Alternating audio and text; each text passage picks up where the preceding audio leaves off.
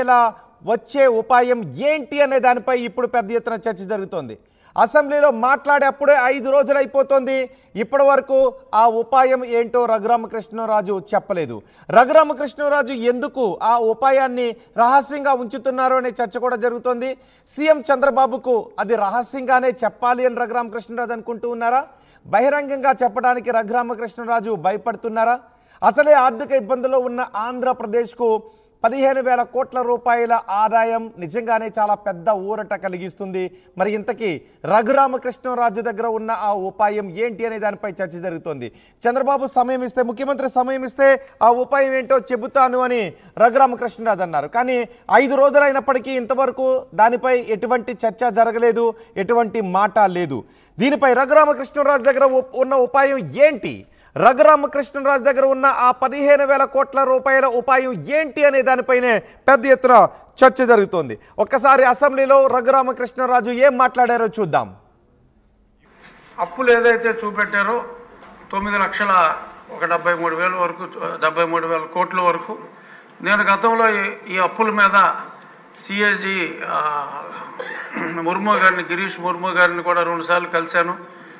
కేంద్ర ప్రభుత్వానికి కూడా ఈ అప్పులన్నీ సవివరంగా హెడ్ బై హెడ్ నాకు వచ్చిన ఇన్ఫర్మేషన్ని head by head cross verify చేసుకుంటే సుమారు 11 లక్షల కోట్ల రూపాయలు వచ్చింది.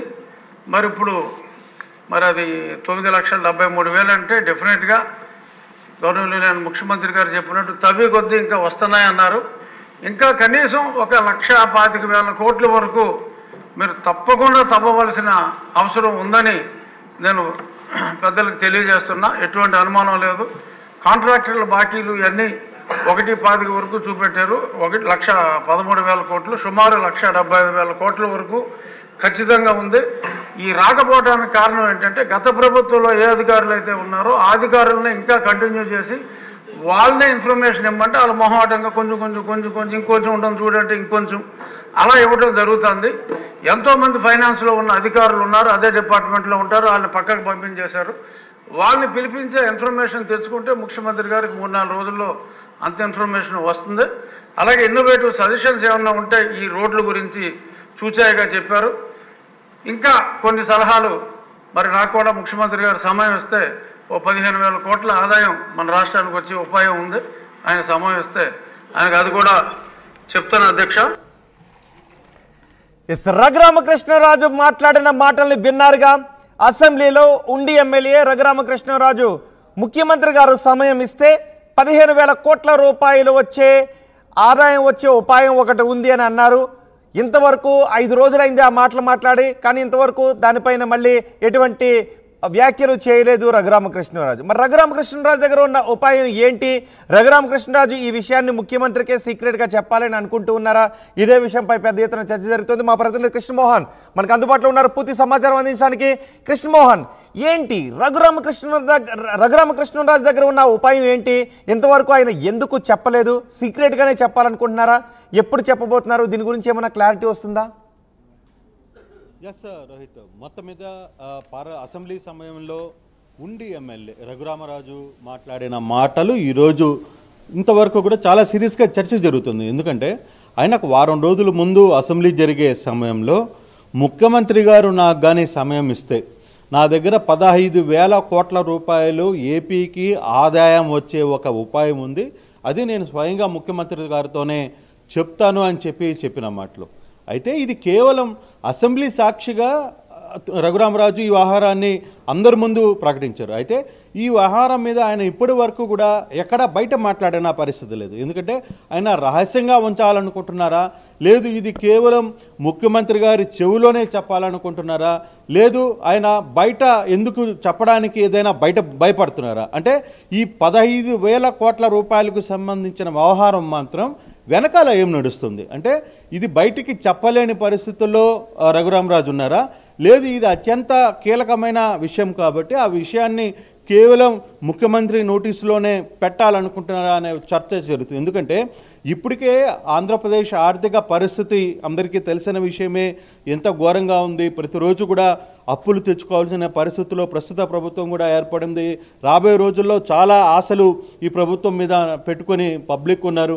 ఇటువంటి పరిస్థితుల్లో 15,000 కోట్ల రూపాయలు అనేది చాలా పెద్ద ఆదాయ వనరు. సో అటువంటి ఆదాయ వనరుల్ని ఏదైతే ప్రభుత్వం ఎందుకు వద్దనుకుంటుంది? మరి రఘురామకృష్ణరాజు అసెంబ్లీలో చాలా క్లియర్గా చాలా ఓపెన్గా చెప్పిన పరిస్థితి ఏంటి? నేను ముఖ్యమంత్రి గారి సమయం ఇస్తే ఆయనకే చెప్తానంటారు. అయితే ఈ 5 రోజుల పాటు జరిగిన వ్యవహారంలో సరే ఇప్పటి వరకు ముఖ్యమంత్రి గారు ఈ వ్యవహారం మీద ఆయనకి సమయం ఇచ్చారా? లేదు రఘురామరాజు నిజంగా ఆ ప్రయత్నం చేశారా? ముఖ్యమంత్రిని కలిసి ముఖ్యమంత్రికి మాత్రమే చెప్పారా? లేదు ఇప్పటి వరకు కూడా అసలు చెప్పలేదు. లేదు మామూలుగా రఘురామరాజు ఏదైనా కూడా మీడియాతో కూడా చాలా బాహాటంగానే ఉన్నట్టుగా మాట్లాడే వ్యక్తిత్వం ఉన్న వ్యక్తి. మరి ఇప్పటి వరకు కూడా ఈ వారం 5 రోజుల నుంచి ఇంత పరిస్థితి జరుగుతున్నా కూడా ఎందుకు చెప్పలేకపోతున్నారు అనేది ఇప్పుడు ఆంధ్రప్రదేశ్లో పెద్ద చర్చగా జరుగుతుంది. సాధారణంగా టీడీపీలో ఉన్న చాలామంది ప్రస్తుత ఎమ్మెల్యేలు కావచ్చు, సీనియర్లు కూడా రఘురామరాజు ఏదో బాంబు పేల్చబోతున్నాడు అనేది పెద్ద స్థాయిలో చర్చ జరుగుతుంది. అంటే నిజంగానే ఈ వ్యవహారం నిజంగా అంత పెద్ద వ్యవహారం, ఇంత భయపడుతున్న పరిస్థితులు ఏమున్నాయా? రఘురామరాజు నిజంగానే ఈ వ్యవహారం చెప్పడానికి బాహాటంగా బయటికి చెప్పడానికి భయపడే పరిస్థితులు ఆయన ఉన్నారా అనే ఒక చర్చ కూడా జరుగుతున్న పరిస్థితి అయితే ఉంది రోహిత్. అయితే ఇదే విషయం మీద కూడా ఆర్టీవీ ఆయనతో మాట్లాడడానికి ప్రయత్నం చేసింది. ఆయనతో మాట్లాడే ప్రయత్నం చేస్తున్నప్పుడు కూడా ఆయన చాలా ముక్కసరిగా ఒకటే చెప్తున్నారు. ఇది అందరికీ నేను అసెంబ్లీలో సాక్షిగానే నేను చెప్పిన పరిస్థితి. సో నేను ఎక్కడ బయట మీడియాతోనో ఇంకొకరితోనో మాట్లాడకూడని అంశం కాబట్టి నేను ముఖ్యమంత్రి గారి సమయం కోరుతున్నాను. ముఖ్యమంత్రి గారు నాకు కానీ సమయం ఇస్తే ఖచ్చితంగా ముఖ్యమంత్రి గారికే చెప్తాను తప్పితే వేరే వాళ్ళకి. మరి ఎందుకు ఆ సమయాన్ని ఎందుకు టీడీపీ అధినేత ఇంతవరకు ఇవ్వనట్టు? ఎందుకంటే అసెంబ్లీలోనే రఘురామకృష్ణరాజు ఆ ప్రకటన చేశారు. 15,000 కోట్ల రూపాయలంటే మామూలు విషయం కాదు. మరి ఎందుకు ఇంతవరకు ఆ సమయం ఇవ్వలేదు? ఎందుకు దానిపైన మళ్ళీ తర్వాత ఎటువంటి చర్చ జరగలేదు? అంటే బహుశా అది ఇంటర్నల్గా జరిగిందేమో కూడా అంత సమాచారం అయితే మన దగ్గర లేదు. కాకపోతే ఈ వ్యవహారంలో 15,000 కోట్ల రూపాయలు ఏపీ ప్రభుత్వానికి ఆదాయం రాబోతుంది. ఆ దిశగా మనం ప్రయత్నం చేయొచ్చు. అది నా దగ్గర ఒక టర్నింగ్ పాయింట్ ఉంది. ఆ విషయంలో కానీ ఆంధ్రప్రదేశ్లో కానీ ఎందుకుంటే ఆంధ్రప్రదేశ్కి కొన్ని పెట్టుబడులు. కృష్ణమోహన్ అంటే ఆ విషయాన్ని రఘురామ బయటికి చెప్పకూడదు అనుకున్నారా? లేకపోతే ముఖ్యమంత్రి తనను పిలిస్తేనే చెప్పాలి అని అనుకున్నారా? దాంట్లో ఏమైనా సీక్రెట్ ఉందా? అదేమన్నా రహస్యమా?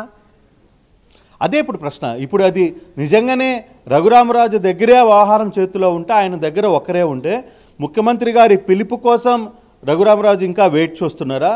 లేదు ముఖ్యమంత్రి గారిని పిలుపు వచ్చిందా?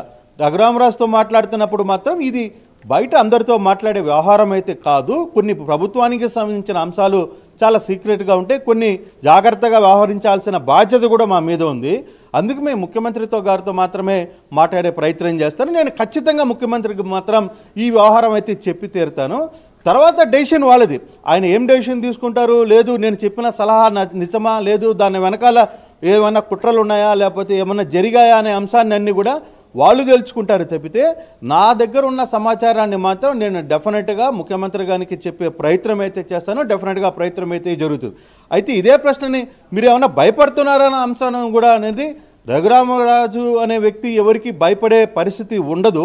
కానీ ఇది ఇంపార్టెంట్, కొంత వ్యవహారాల్లో ప్రభుత్వానికి సంబంధించిన వ్యవహారాలు కాబట్టి నేను పబ్లిక్గా బయటకు మాట్లాడలేకపోతున్నాను తప్పితే ఇది ఖచ్చితంగా ముఖ్యమంత్రి దృష్టిలోకి అయితే వెళ్ళబోతుంది. ఖచ్చితంగా చెప్తాను. తర్వాత పరిస్థితులు ఏ విధంగా ఉంటాయనేది కూడా చూడాలి. అయితే దీని వెనకాల ఏమైనా కంపెనీలు ఉన్నాయా, లేదు పెద్ద బడావేతలు ఉన్నారా, దీని వెనకాల ఇంకోటి ఏమైనా జరుగుతుందా అనే అంశాలన్నీ కూడా తర్వాత డెసిషన్ పడుతుంది తెలుస్తుంది. కానీ నా దగ్గర ఉన్న సమాచారం మాత్రం నేను ఖచ్చితంగా ముఖ్యమంత్రికి చెప్పి తీరుతానని చెప్పి చెప్తున్న పరిస్థితి రోహిత్. రాడి కృష్ణమోహన్, ఆంధ్రప్రదేశ్ రాజకీయాల్లో ఇప్పుడు అసెంబ్లీలో రఘురామకృష్ణరాజు RRR చేసిన వ్యాఖ్యలపై పెద్ద ఎత్తున చర్చ జరుగుతోంది. 15,000 కోట్ల రూపాయలు ఆంధ్రప్రదేశ్కు వచ్చే ఉపాయం RRR దగ్గర ఏముంది అనే విషయంపై చర్చ జరుగుతోంది. రఘురామకృష్ణరాజు అసెంబ్లీలోని వ్యాఖ్యలు చేశారు. ముఖ్యమంత్రి సమయం ఇస్తే 15,000 కోట్ల రూపాయలు ఆదాయం వచ్చే ఉపాయాన్ని చెబుతాను అని అన్నారు. మరి రఘురామకృష్ణరాజు ఎందుకు ఆ ఉపాయాన్ని ఇంకా చెప్పడం లేదు? ముఖ్యమంత్రి పిలిస్తేనే చెప్పాలని అనుకుంటున్నారా? ముఖ్యమంత్రి పిలుపు కోసం ఎదురు చూస్తూ ఉన్నారా అనే విషయంపై పెద్ద ఎత్తున చర్చ జరుగుతోంది.